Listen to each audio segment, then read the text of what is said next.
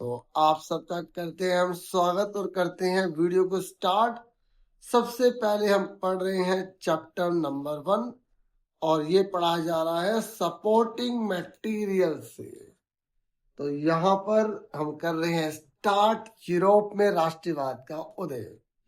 तो देखिए फैड्रिक जो सरायु है ना, उसने 4 पिक्चर्स बनाई थी और उसने यहाँ पर यूटोपिया की बात करी है। यूटोपिया मतलब एक कल्पना जिसमें कोई किसी से लड़ाई नहीं कर रहा, सब लोग मिलजुल के जो है इस देश में रह रहे हैं। और चित्र के अंदर ऊपर रूहानी बात को भी दिखाया गया है। जो आप पिक्चर देखोगे, उसकी स्टडी करोगे, कभी कभी क्वेश्चन दे देता है कि फैड्रिक सरायु ने जो पिक्चर बनाई है उससे आप क्या 4 बातें आप बताना चाहेंगे।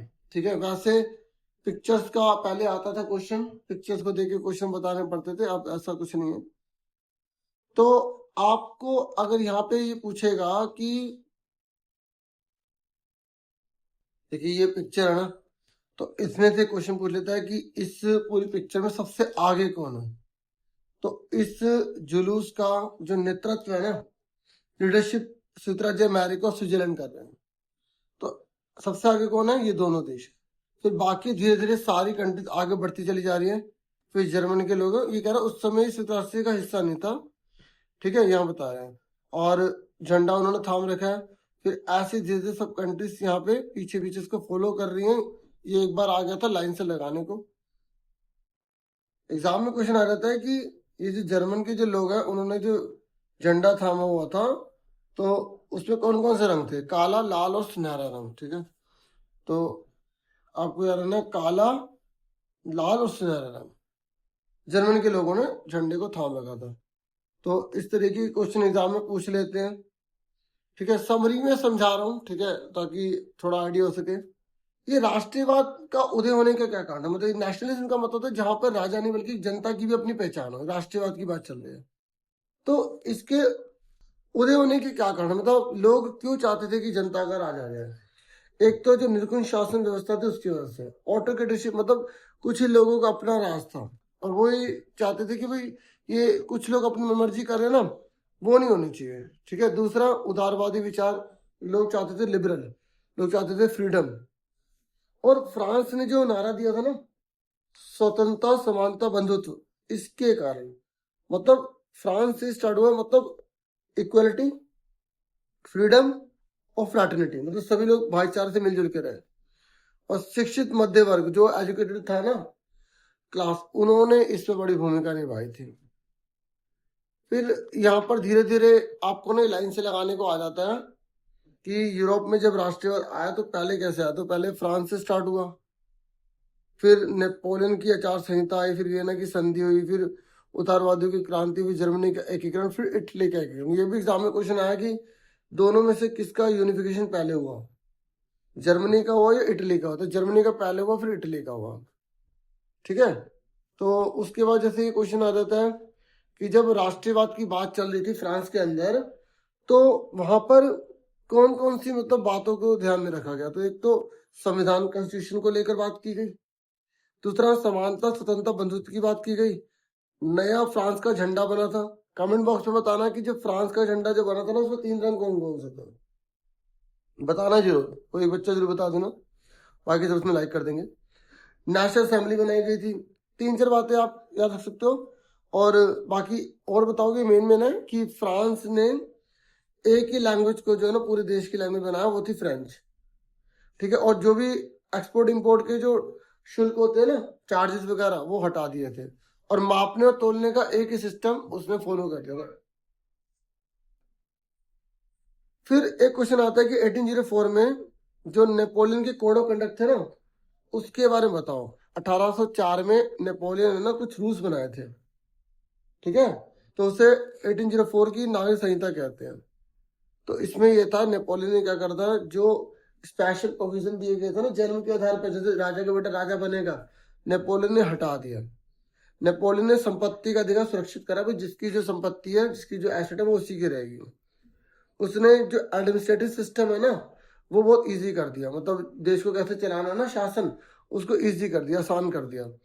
जो सामंती व्यवस्था थी ना, सामंती का मतलब होता है कि जैसे एक बहुत बड़ा मालिक है किसी जमीन का, उसने वो जमीन बांट रखी है और लोग फिर उस पर काम कर रहे हैं और फिर सारा कंट्रोल उस आदमी ने रखा हुआ है उनके ऊपर। तो लोगों की खुद की अपनी जमीनें नहीं थी मतलब, ठीक है। तो फ्यूडल सिस्टम बोलते हैं, फ्यूडल सिस्टम उन्हें खत्म कर दिया, ठीक है। और किसानों को जो भूदास होते हैं ना, जो गुलाम वगैरह थे, ठीक है, उनको आज़ादी दिलवा दी।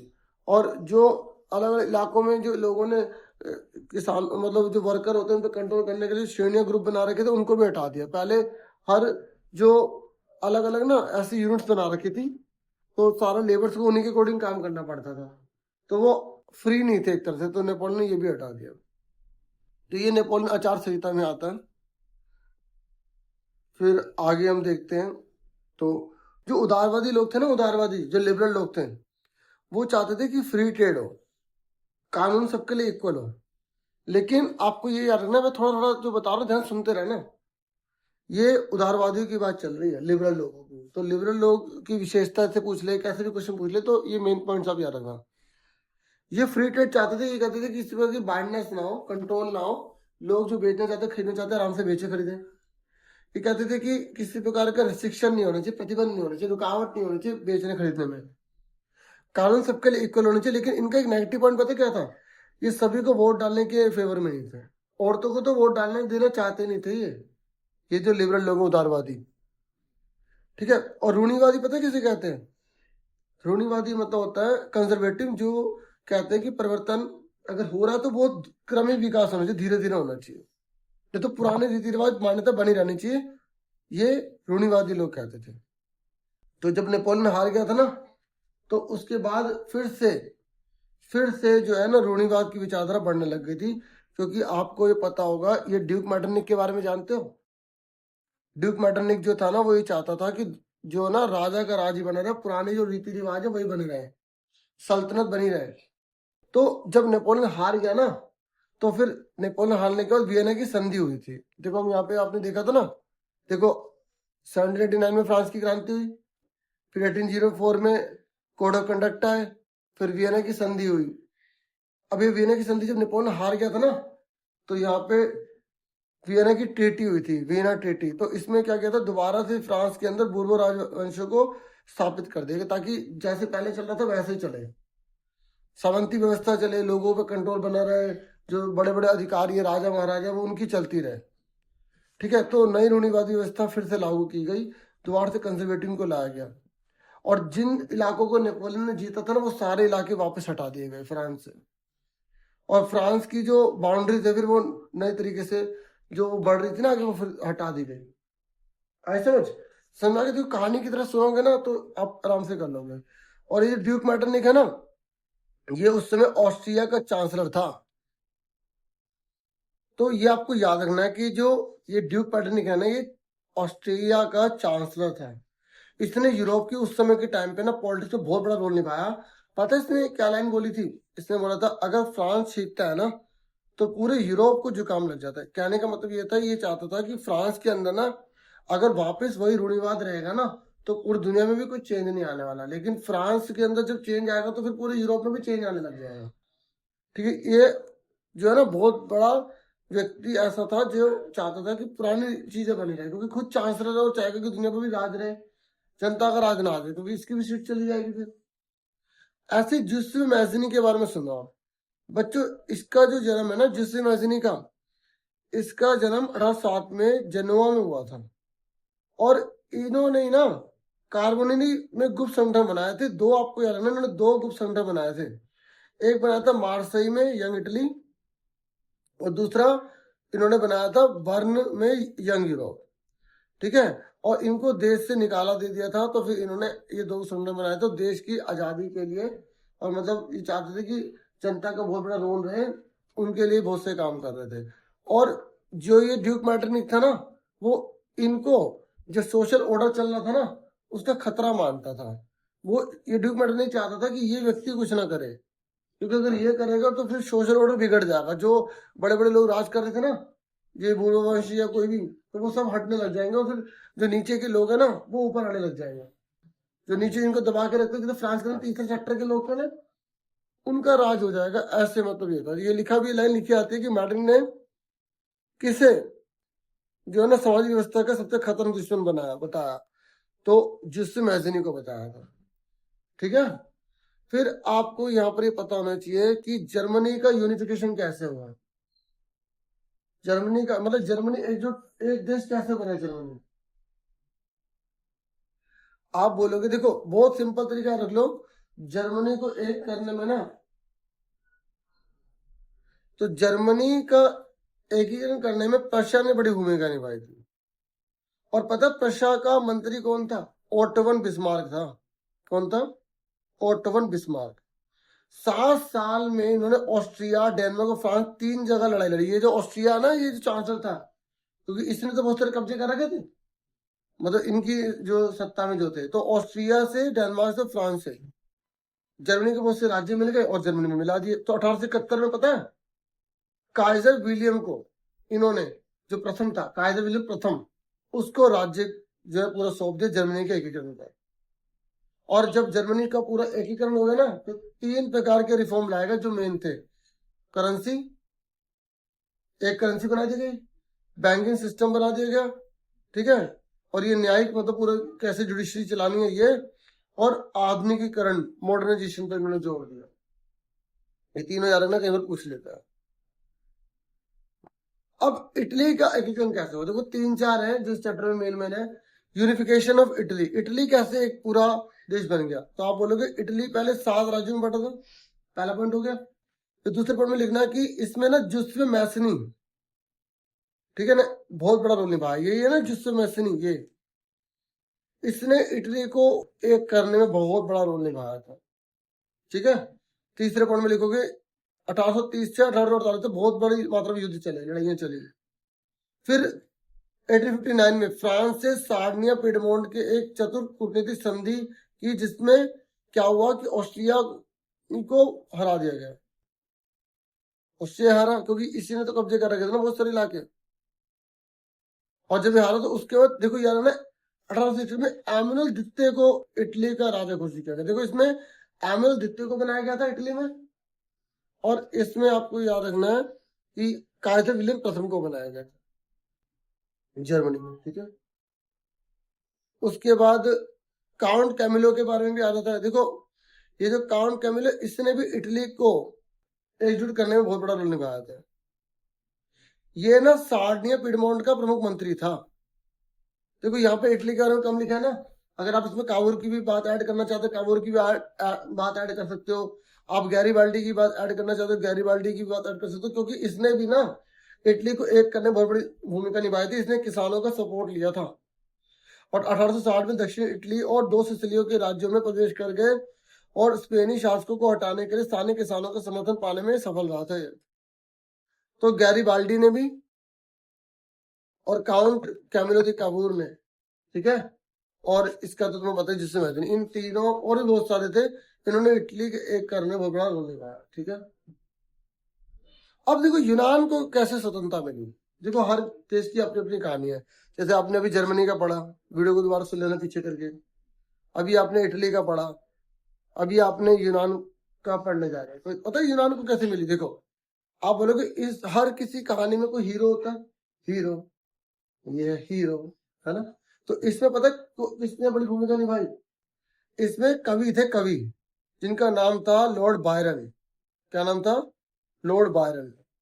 इसने जो है ना जगह जगह से धन इकट्ठा करा युद्ध के लिए, लेकिन 1824 में ना बुखार से इनकी मौत हो गई। लेकिन इन्होंने लोगों को बहुत जागरूक कर दिया था। और यूनान उसमें पता किसके शासन में था, किसके कंट्रोल में था, किसने गुलाम बना रखा था? ऑटोमन साम्राज्य ने। और ये पता ऑटोमन साम्राज्य किसके कंट्रोल में था? उस समय तुर्की जो था ना, तुर्की उसके कंट्रोल में था। तुर्की द्वारा जो पूरी दुनिया में बहुत से इलाकों को कब्जा किया गया था ना, उसे ऑटोमन साम्राज्य कहा गया था। और ऑटोमन साम्राज्य ने यूनान पे भी कब्जा कर रखा था और यूनान के लोग आजादी चाहते थे, और जिसमें लॉर्ड बायरन ने बहुत बड़ी भूमिका निभाई थी। उन्होंने लोगों को चेतना, उनको जागरूक किया कि तुम्हें आजाद होना होगा। इस तरीके से जो है यूनान एक स्वतंत्र राज्य बना, क्योंकि कुस्तुनतुनिया में संधि कर ली गई थी। 1832 में संधि हुई थी। एग्जाम में आता है कि यूनान को जो आजादी मिली थी वो कौन सी ट्रीटी हुई थी? तो कुस्तुनतुनिया की ट्रीटी हुई थी, जिससे यूनान को एक स्वतंत्र राज्य मान लिया गया था। आया समझ?